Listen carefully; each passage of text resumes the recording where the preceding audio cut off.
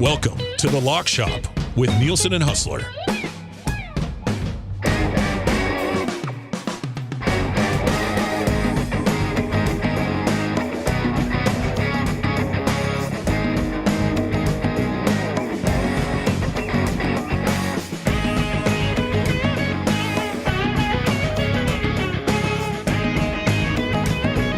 What's going on, everybody? Welcome to the Lock Shop. It is the Lock Shop brought to you by Alberta. That was funny. Dusty and Hernan with you. Hudson's going to pop in here right away. So we're sitting there and we're hearing the Lock Shop intro play. And I'm like, where's it coming from? It's not, my computer's muted. I don't know where it's coming from. And then my headphones were just absolutely maxed out. And it was coming through the headphones who were sitting down here. I'm the same way, man. Gage always makes fun of my headphones. Like, where do you have it on the little dial here? All the way up. All the way up? Are you serious? Yeah. That's loud. Unless my ears are really I usually dirty. go like 3/4. My ears might be really dirty. No, I thought my ears were dirty. And one time I went to the doctor because I was just like, man, why do my headphones? This is back at 1260. And I was like, why do my headphones have to be so loud? And Jameson was like, you need to go get your ears checked. Like something's wrong. So I went into my family doctor. I said, hey, I always have to have my headphones really loud when I'm broadcasting. I'm wondering if I've got a blockage in my ears or something. And so she does the old, the funny ear thing, looks in there. She goes, no, your ears are completely clean. I was like, what? I thought she was going to be like, let me clean them out for you. You know what's But crazy? she's just like, they're okay. So I don't know. I did the same thing like 2 years ago. Did you? And I went and the guy showed me my ear. Yeah. It was awesome. How did he show you your ear? Like they put something in your ears, like a camera, and Okay. he showed me, and there's nothing there. He's like, you're just So what the heck? So do you think you and I have hearing aids when we're like 70? 100%. Ah, man. 100%. That stings a little bit to know that's coming. I know. You have to wear them. Well, you don't have to. No, I mean, I think I'd just be old guy who'll be like, say it again. Yeah. What? What? I can't hear you. All right. So there's that. Can you believe that those guys all scored 2 goals again yesterday? Yes, I can. Did you expect them to do that again, though, man? Like, that was insane. But, I mean, Iraq's not a good team. You knew Mbappe was going to go off. Messi's Messi. Now, Norway-Senegal, I thought, it was a close game. It was 3-2. Yeah, 3-2. Senegal scored in extra time, right? Stoppage time? I was No, talking not to extra time, someone sorry, yesterday stoppage. about it. I'm like, but like Holland is like, he's a beast, man. Like he is so hard to stop. So hard to stop. It's unreal. He's like a soccer robot. He's a freak. When they slow him down and you see him, he's like Drago, right? Like it's Can you insane. imagine like defending that guy? No. I mean, nobody can. No. See what Ronaldo does today? He just scored. Ronaldo already scored? All right, there we go.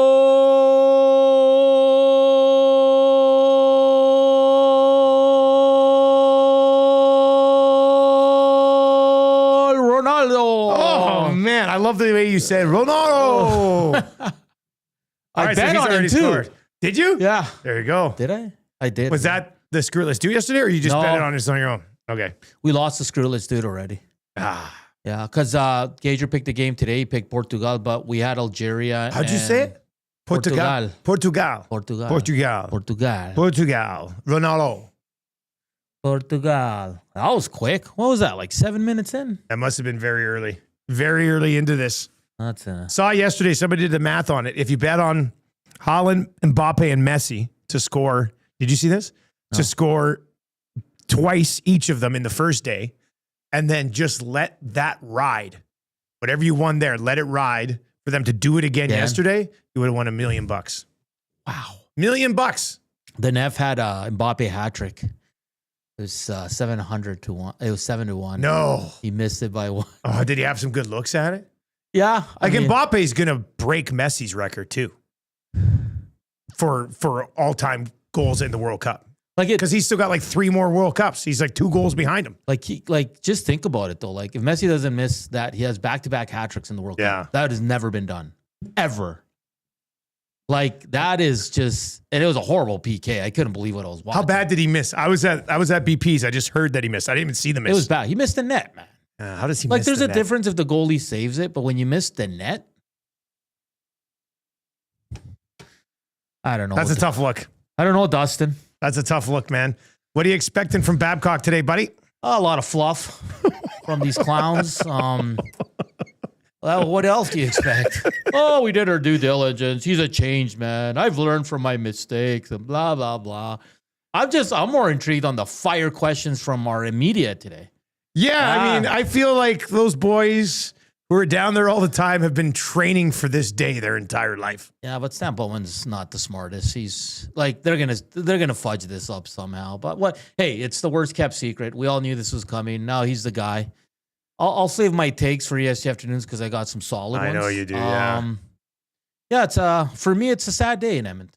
Oh man, the hiring of Mike Babcock. It is. And listen, if you like it, I'm not going to hear to change your mind. If you like it, you like it. No, but this is your opinion on it. Yeah, it's my opinion. Yeah. I think it's a sad day, and I think we're going to look back at this day in a couple of years and be like, "See, I told you so." All right. Yeah. EST Afternoons is going to be straight fire today. We're going to get out of Lock Shop slightly early today so that we can get two guys fired up so that we can lead you in to Babcock Live at noon today. And then obviously full reaction for the rest of the day, EST Afternoons, which you already got a tease of. It's going to be great. And then the Reed Wilkins show. Reed Wilkins is down at the rink today. And hopefully he'll have a question or two himself of Babcock.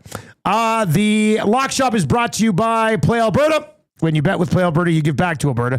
That's because it's the only app in the province that puts all revenue directly back into programs and services that Albertans rely on every day. So next time you place a wager on your favorite team, know that you're also making a difference across the province through Alberta's General Revenue Fund. Visit playalberta.ca/EST to learn more. That's playalberta.ca/EST. You must be 18 plus to play. If you gamble, use your game sense. We've got Jay's play of the day from yesterday is still up. That's Elks plus 3.5. Alouettes minus 8.5. It's boosted to plus 262. That'll be up there for a couple more days. Of course, the Elks play on Thursday in the Peg. And then the early bird bet from today, and we did hit the early bird yesterday. We had Norway to win, and then Kirk and Varsho hits. It was 4-1 yesterday. We cashed it. Dusty's play of the day yesterday cashed as well. That was plus 530 for each of those guys to score one goal. Shouldn't have been a coward. I should have gone with two. Bieber over 3.5 strikeouts. Clement with a hit tonight. And Croatia to win. It is plus 200. It's on the EST specials page. All right, let's bring in Huss from Winnipeg Sports Talk. And Huss, we are about 50 minutes away from Mike Babcock being rolled out to the media here in Edmonton. What are you expecting from the man they call Babs later on today? I'll tell you what, I'm definitely expecting a little extra picante on Latino Heat. Oh, yeah, Latino Heat's going to be fire this afternoon, man. Get so fired up listening to Hernan get going. Yeah, I mean, I guess, listen, if I don't know much about the Oilers PR department, but they, I'm sure they've been preparing for this. I'm sure Mike Babcock has been preparing for this. Now, to be honest, I think Mike Babcock is a jerk and a pretty disingenuous person. So I'm not sure how much I'm going to buy into anything that he says today. Yeah, exactly. I mean, actions speak louder than words. And I guess he'll come up and say all the right things right off the bat. And listen, he didn't kill anyone. I mean, I'm not here to say that the guy shouldn't be eligible for another chance. I do find it wild that this is where things have ended in Edmonton. But like we've said for a while, Dusty, this speaks to the absolute desperate nature of this team right now going into these final 2 years of the McDavid extension. And he's a polarizing guy. I mean, some people will put a lot of things that he's done to the side. Certainly, I think Connor and Leon are in this. Obviously, category, right? They're obviously because they think that he can win. And in the end, if he does come here and win, everyone will be, well, you know what? It was a ballsy move by the Oilers to go and do it, but it worked. I mean, this is ending one of two ways. They win the cup and it's a success. Yeah. Or it is sort of a sad, miserable end to the McDavid era in Edmonton. So it's ending up, it's going to be the players that get it done or not, that prove that Mike Babcock is a genius and a great X's and O's guy and a guy that can win cups or not. But I do think that, I mean, he has to have changed his ways in some ways, right? Like, I don't know, man. I mean, I'm not sure. You know, he, I would think like the most interesting thing right now, you know, they just signed Dickinson, Connor Murphy. I mean, some of those guys that are in the bottom half of the lineup that have been traditionally the guys that have been picked on or bullied by Babcock. I really do wonder what those guys are thinking coming in. I mean, I think they'll all go in with a good attitude, giving them the benefit of the doubt and, you know, want to get off to a good start. Maybe for the first little while, it'll all be good times, but at some point, the rubber's going to hit the road on this. And, you know, the Oilers can either be galvanized together or, I mean, there could be some guys that really don't have a good time playing for Mike Babcock, and that hurts it. I don't know how it's going to go. All I know is that once again, the Edmonton Oilers are must-see TV. I think you nailed it right off the top where I don't see this just going mediocre. Like it either, and there's going to be like, there's going to need to be some roster adjustments as well. But it either ends in Babcock's first Stanley Cup championship in 18 years, or it ends in a fashion where people are going, what did we tell you when you brought him in? Like I just don't see like a middle ground where he's the coach for 4 years and they make the conference finals once, get to a Stanley Cup final and lose, and then that's it. You know, like I feel like it's either right up here or an absolute disaster. So what I found interesting, I was reading over the release today, and I saw the one part where they said 3-time finalist for the Jack Adams. He's never won Coach of the Year, ever, as a coach, when he was billed as like the best coach in the league for like 10 years. Never once has he actually won the Jack Adams, which was, I just thought that was weird. Like he was the head coach of Canada. He was the head coach of this. He's the head coach of that. And never once was he voted the best coach in the league, which I don't care about it, but I was sort of surprised by it. I was like, this guy never won a Jack Adams. Like, what's going on? That was the exact same thing with John Cooper until he got his lifetime achievement award. Until he got one, yeah. And I think it was the fact. I mean, let's face it. The coach of the year is usually the guy that takes the garbage team and he had stacked Red Wings rosters, right? And then was kind of a disappointment in Toronto because of the expectations they had for him there. So yeah, and I mean, you know, when he really kind of made his mark was back in Anaheim. And I have no idea how close he was. I'm sure that was probably when he was the finalist. Might have been one of the finalist years. Yeah. Yeah. I mean, obviously they went to the Cup final and did all that. But what is, I mean, you're as dialed into Edmonton fans as anybody. Have things changed at all? Like, are people coming around to this? And because I mean, I do maintain that this would have been universally slammed and 100% of Oiler fans would have been against it if they didn't make it very clear through every media source that they have that the leadership group was behind this. I think that certainly helped. I mean, I think it certainly, I still don't necessarily, I guess it was necessary to get the approval of people to bring in Babcock to say, no, the big guys are on board.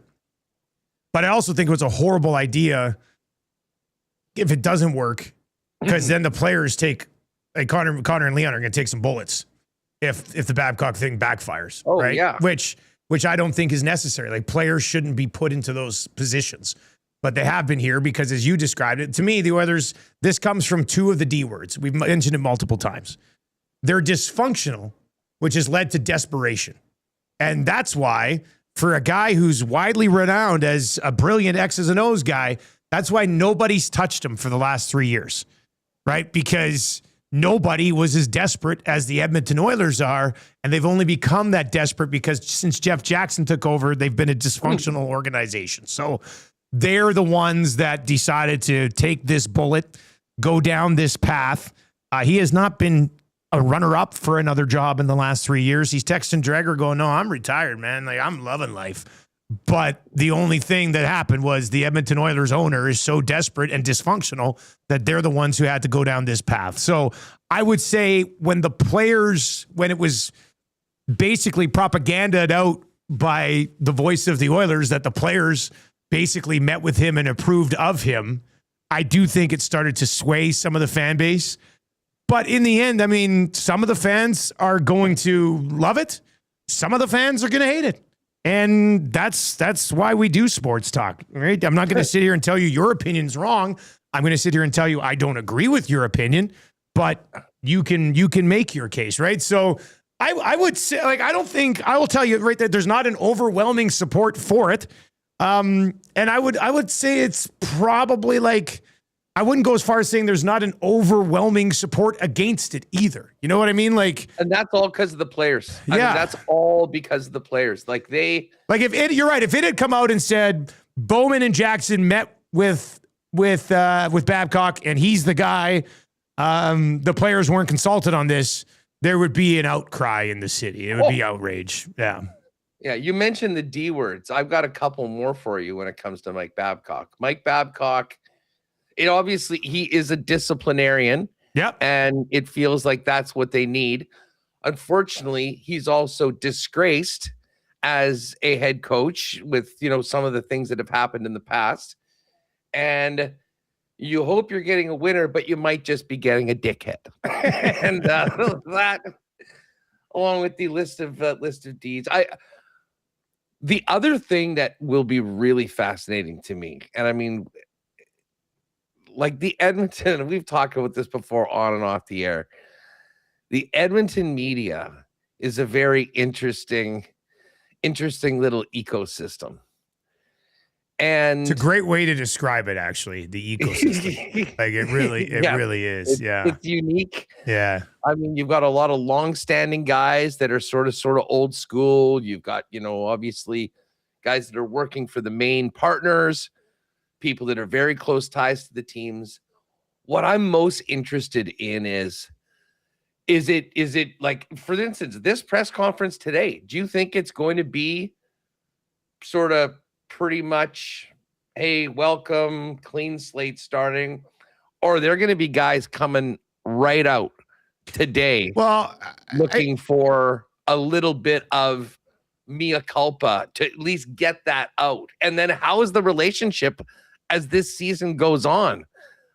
Because there's a lot of people that I think instinctively would be putting themselves on the other side of Mike Babcock, but at the same point, I know everyone says they're not fans and everything like that. Make no mistake about it.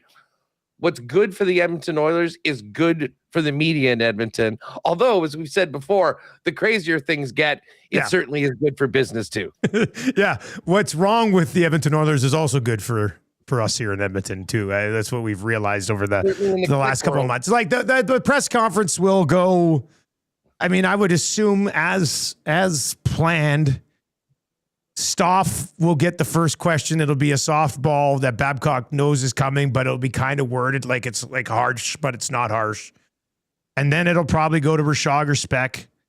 Rashog will have a well-worded question that gets to the point of one of the issues, I would think.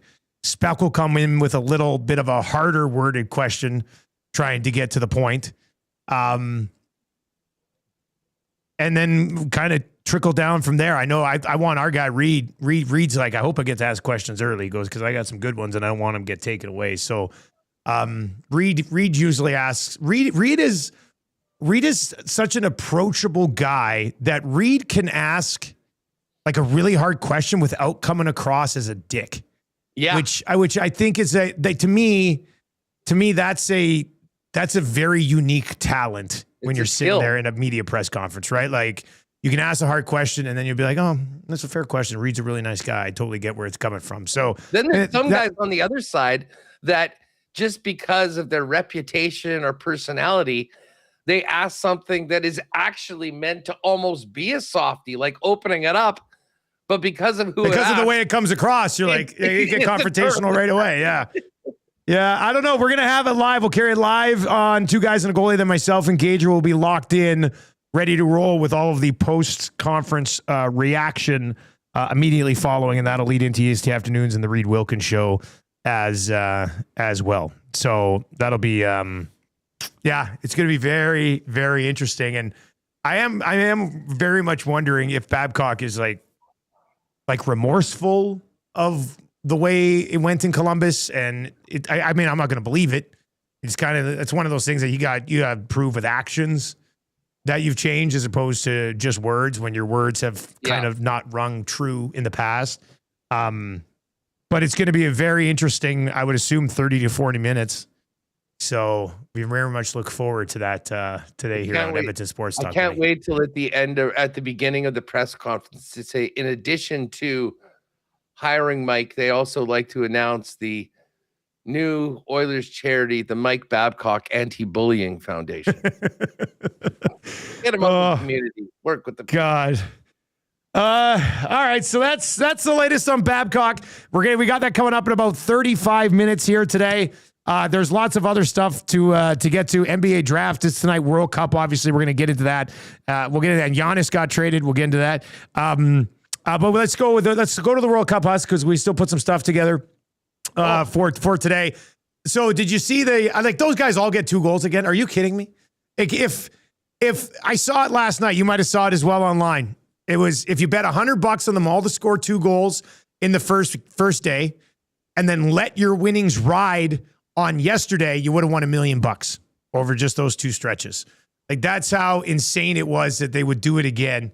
But as I'm watching it unfold yesterday, and we had it at plus 530 for each of them to score.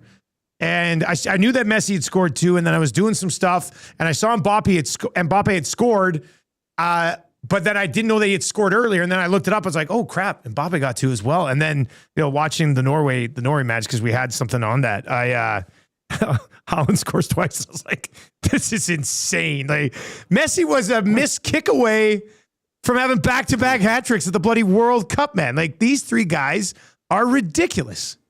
Well, and just on a side, because I mean, let's face it, we're all focusing on the big guys. Yeah. The dude on Ghana, or no, not Ghana. Who did Norway play yesterday? Senegal. The Senegal guy got 2 as well. Oh, I didn't even realize the guy who got their late one scored the earlier one. And that would have been, that number would have been astronomical because, we're not talking about one of the biggest stars in the world. Yeah, I had a buddy that had a $25 ticket on the big 3 to all. I can't believe I didn't sprinkle it again just because, buddy. $27.90 yesterday. Like, what do you win? $27.90? Yeah, $27.90 off 25. I don't know if I'll ever forgive myself for not getting on that again yesterday. Well, let me just tell you right now that Erling Haaland, Lionel Messi, and Kylian Mbappe are single-handedly bankrupting sports books this week. Yeah. Because it's a popular bet. Yep. Everyone's kind of getting in a piece on those guys. The way the World Cup schedule has those games either on the same day or like a night game going into 2. So they've all been grouped right around each other, which makes it a natural thing for people to jump on. And these guys cannot stop scoring. So it was fun. I mean, yesterday was a great day. We ran the table with winners. Had that beautiful both teams to score and over 2.5 in the Norway game. The only way we missed on the late game, Algeria to win to nil. The nil. That was the on ours. Yeah. I had also had that on like with the 4 games. Yeah. And then, unfortunately, the win to nil, it was that early. I couldn't believe that Jordan scored. I mean, they did not have very much all day. And then they were up 1-0, weren't they? But I mean, I watched the whole game. They probably had 15% of the possession. Like, they had 2 or 3 chances in the game. And other than that, it was Algeria. I love Aiden over in the nasty chat on YouTube right now. It says Haaland and Mbappe play against each other on Friday. They can't do it again, can they? Can you imagine dueling 2-goal games head to head? I wonder what. That game's probably up already. Norway, France. Yeah, Norway, France. France is minus 175 favorite. Player markets are up. Mbappe, anytime goals, minus 102. And Haaland's plus 168 for the anytime goal. What about 2? I don't see 2 on here. They're just not booking 2 anymore. It's too devastating to the bottom line. You can no longer bet guys to score 2 goals because it's just killing them a little too much. So what time is that game? That's 2:00 on Friday afternoon. Yeah, 1:00 our time, 2:00 Winnipeg time. So that'll be a good one. Is today the last day of the second round? Second games of Canada would play their third tomorrow, so yeah, it probably that would make sense. Exactly. That would make sense. Okay, so now tomorrow we're now getting 6 games a day, but again, 2 happen at the same time. Like you did, like both games in your group. Oh yeah, I see that Canada, Switzerland, and Bosnia, Herzegovina, and Qatar are all both at 1:00. Yeah, okay. And then Friday, and then at 5:00 we got Morocco, Haiti, Scotland, Brazil, and then Czechia, Mexico, and South Africa and South Korea coming up at 8. So this is actually going to be great to be able to, we have a few more games each day to jump on. But we do have a pretty good rest of, wow, I haven't even turned my TV on right now. 30 minutes in and it's already 2-1. 2-1. As Big Uke just said in the chat, a rocket of a strike. Yes, from was it Ronaldo? Is he doing anything or he scored the first one. Probably a penalty shot. It's the only way he scores. Penaldo, they call it. Penaldo. Listen to you talking soccer trash as World Cup guy. Oh, God. I'm so in. When we've hit as many winners, I have a lot of confidence right now talking about soccer and the beautiful game. And I will say this. The pubs will be full this afternoon because the English are playing Ghana. Yes, they are. They play Ghana. They're minus 588. What are you thinking about, to win by 2, Huss, or something like that for England here? Yeah, I mean, I think we could go. England. We hit the win by 3 yesterday on France. That was nice. Yeah, that was nice. Everything was kind of rolling yesterday, with the exception of the stupid Jordan goal. That was the only thing that was against. Oh, Uzbekistan's goal has been taken back. It's 2-0 now. I see. Okay, what do we got here? Goals. Wow, Kane. No. Minus 164. Yeah, and do you have an over 1.5? I don't have the over 1.5 on him. Kane? I'm seeing one that's like plus 235. Still not even that good of a number considering you have to score twice. Who are the other players on? I got a plus 186 on Kane to score 2 or more. So yeah, that's not worth it. I don't think, to throw the two on there. Probably rather just go. Well, I mean, England to win by 2. Could go England to win by 2 and a Kane goal, and then get something from the other 2 games. Do we think Ghana will score? What are you thinking? England to win to 0? Well, let's see what the number is. That's still minus 130. I'm kind of just thinking about both teams to score. And the over 2.5? Yeah, definitely over 2.5. Like the Ghana, I think so. It was Panama, Croatia. Ghana has been maybe not as good as we expected right off the bat. I don't know. Do we trust England? They had that great game. I mean, I think I trust England to win by 2. Yeah. Right? Just England wins by 2 and a Harry Kane goal. And then we're still going to tack a couple other things onto here too, right? So it's not like it's just a standalone. Okay. England minus 1.5. Yeah. Harry Kane. I like it. Okay. And then what do we got? The other 2, Croatia's minus 227, Panama plus 585. The draws plus 352. And then Colombia minus 192. Congo plus 555. And the draws plus 298. Yeah. Do we take, like, I don't mind Croatia, actually. Yeah, I got on Croatia this morning, too. I'm okay with Croatia. Like -1 or? Yeah, I'd be fine with that. I mean, I guess we have to go take it to -1.5. Well, we take they're minus. Croatia's minus 227 just to win, right? Yeah. So let's do Croatia -1.5. Okay. And then, well, okay. So here's our challenge. Maybe we just take Colombia to win. Just Colombia to win? I was gonna say, do we do win to nil? That cooped us last night. It did screw us over last night. Do we want to say we just go Colombia to win? I mean, it's going to be a good number. Yeah. Got the Kane goal in there. A couple of, I think that'll be a good number. Let's just do that. Perfect. Okay. I'll send that over. Okay. Quickly, just a quick note for all of our CFL followers.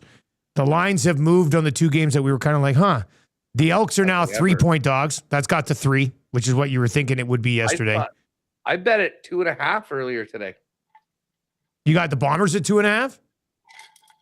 Bombers -2.5. Okay, so I'm looking at 3 right now.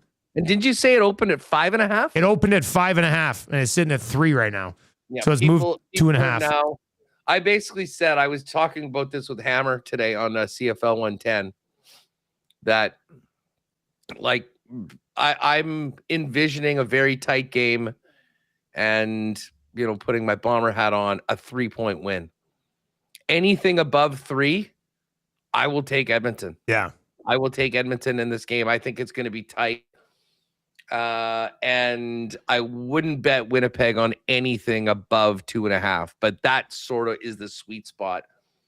You know what's interesting too, dude? Just while we're talking CFL. Yeah. The lack of rouges this year. You notice that the scores in the games far more like traditional numbers, like football numbers, like frankly more like NFL scores. Oh, that's a good point. Yeah, you got the odd weird number here and there. Yeah, scores, like, I think, which basically means like these 2.5-point lines, like that field goal.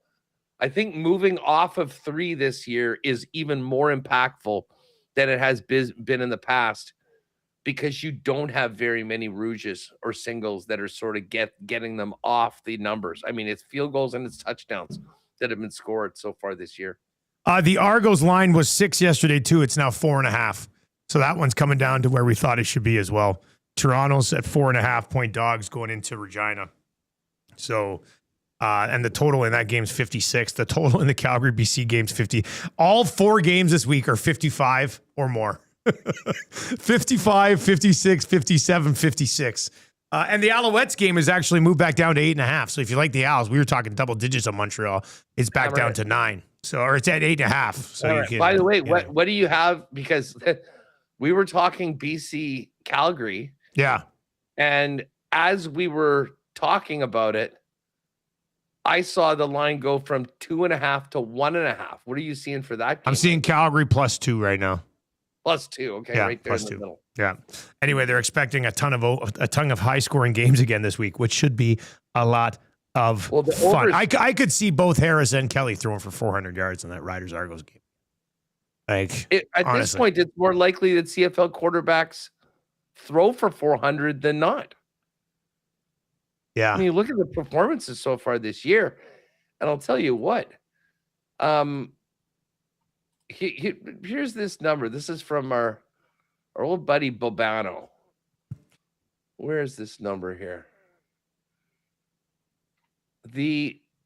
So far through 3 weeks, overs in the Canadian Football League are 9-1. And the numbers, like you just mentioned, the lowest total this week is 55. And we thought, oh, that was so crazy seeing the 59 last week. Well, that one cashed easily as well. Here are the totals. So 9-1 to the over. Totals this year: 57, 58, 50, 64, 67, 58, 68, 68, 61, 77. Like, none of these are even close. Even the under was still 50.5 points us.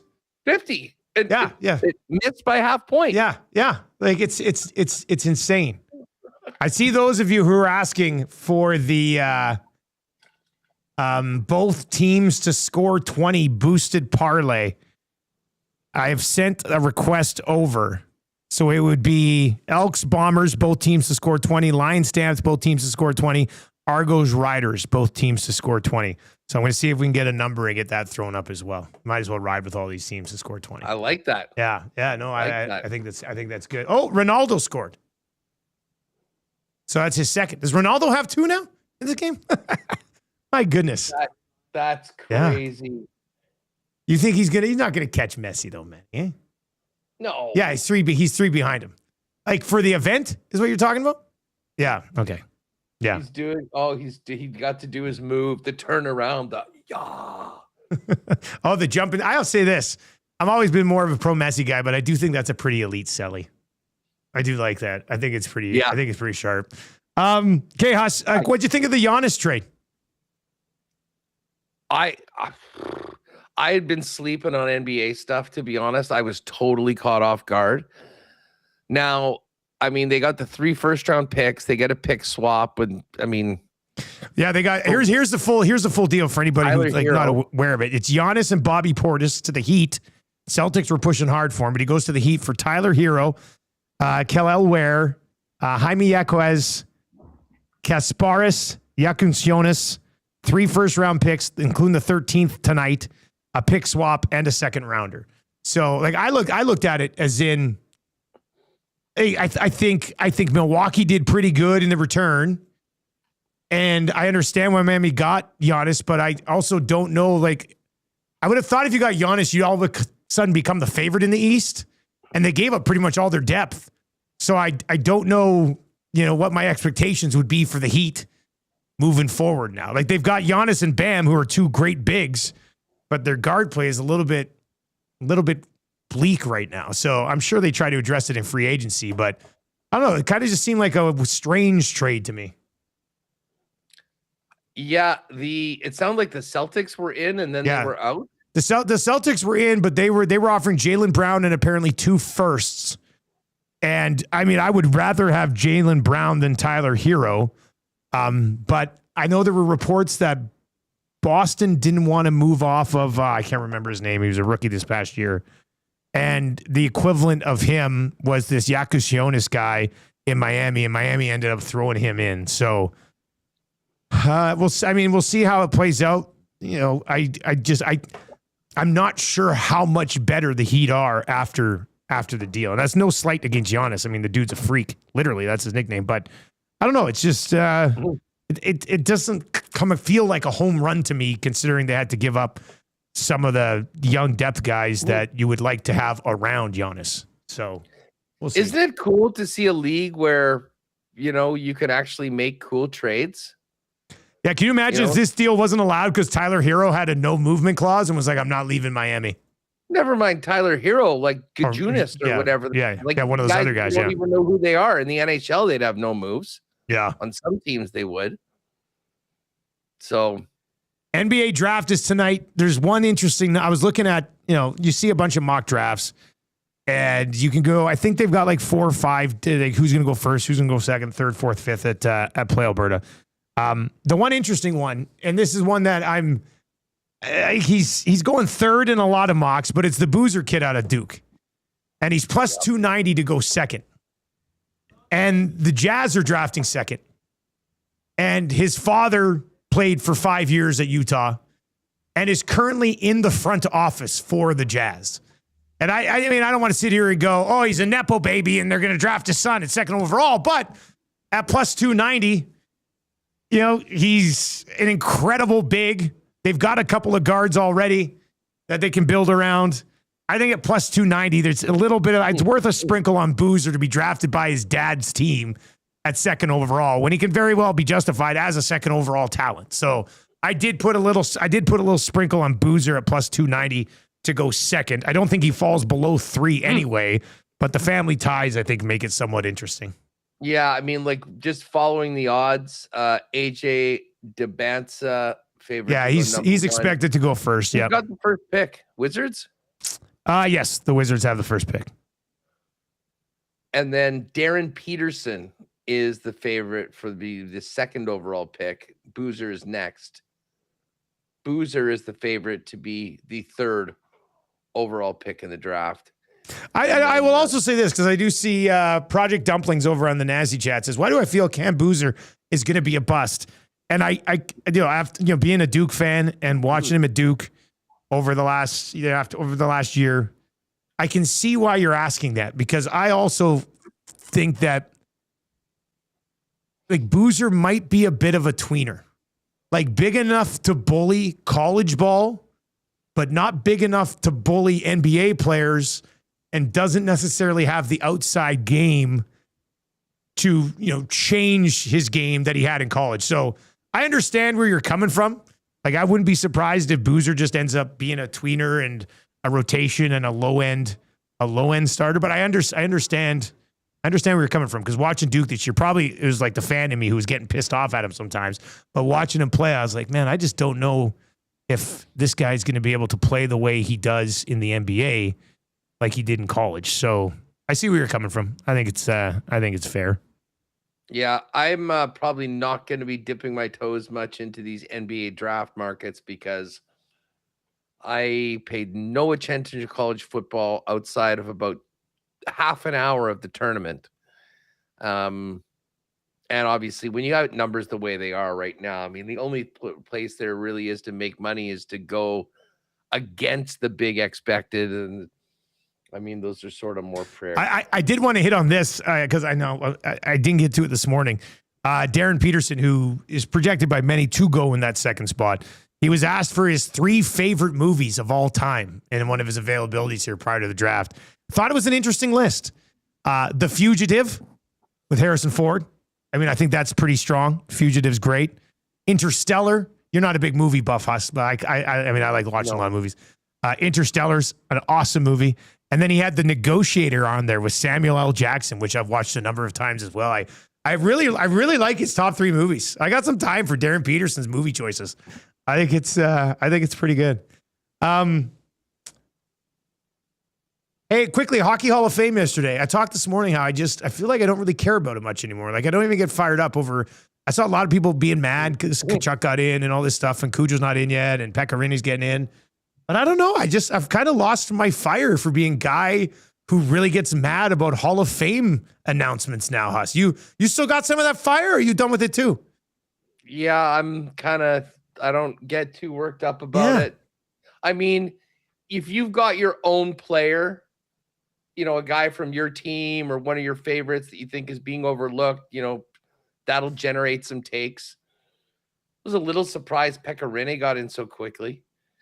And I know the Overdrive guys who were close to Curtis Joseph were banging the drum. How the hell is Cujo not in? He's 4th all time in wins.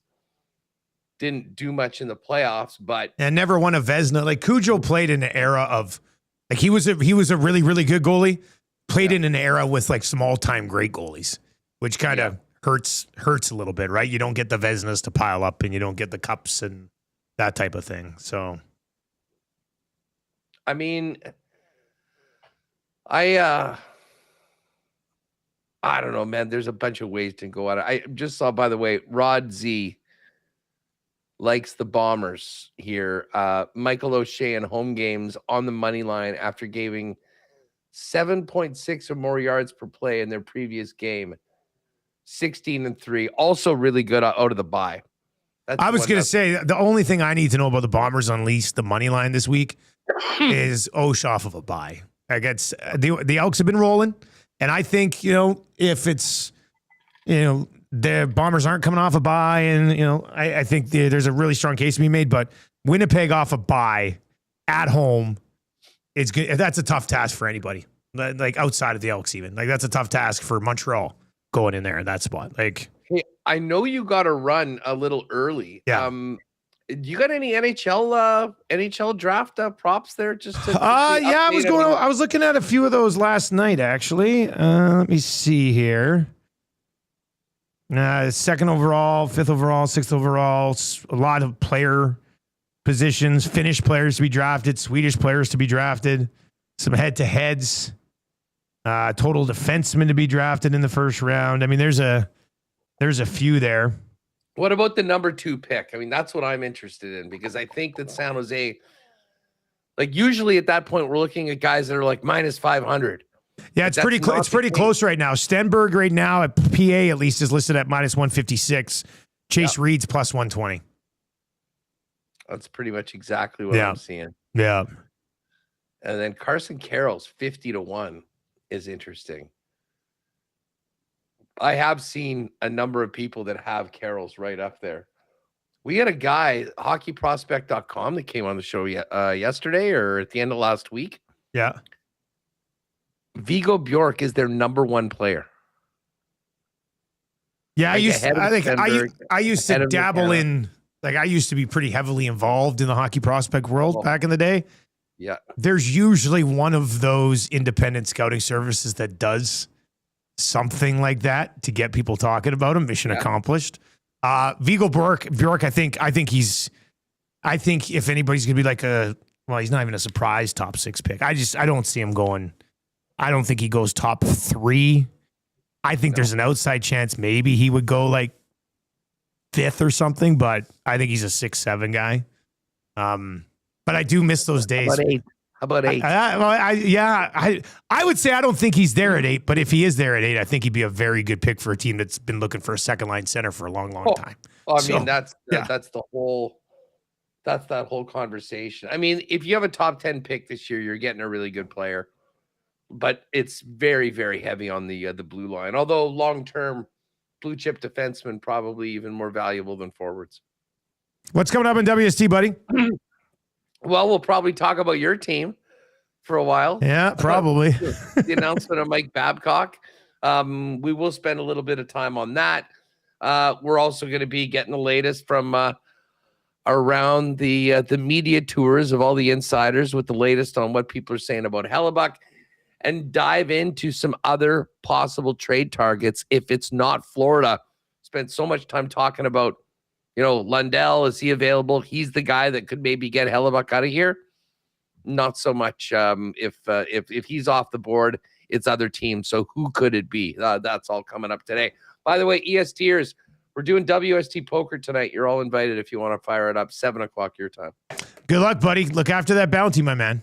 Look after that bounty. You know it. Okay, buddy. We'll talk to you later, man. Have fun tonight. You got it. Thanks. There you go. That is Huss from Winnipeg Sports Talk. His show will be coming up at high noon here today, Edmonton time. We're going to wrap Lock Shop a little bit. I'm still going to lay out a couple things out here, but then we'll get out of Lock Shop and into 2 guys and goalie here very quickly, so we can lay out 2 guys, get it rolling for you, and then get into the Babcock availability. So that's going to be coming up as well. I did send our World Cup parlay over. England minus 1.5, Kane with a goal, Croatia and Colombia both to win. That'll be going up on the Lock Shop World Cup parlay.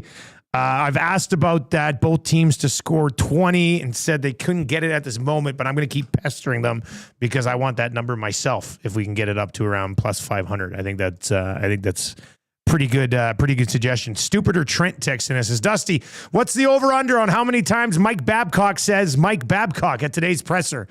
Well, I hope it's 0. I really hope not even once he refers to himself as like Mike Babcock's learned. No. Let's just stick with the I's and the me's. Like, oh God. So I'll set it at 0.5 and take the under, hopefully. All right, we got 2 guys and a goalie coming up, which will feature the entirety of the Mike Babcock presser. So stick around for that. We're going to be in early here with 2 guys and goalie setting things up. That's going to do it for Lock Shop. Thank you very much for joining us today. Best of luck with what you're riding on tonight. Stick around for 2 guys and the Babcock availability. Take it easy.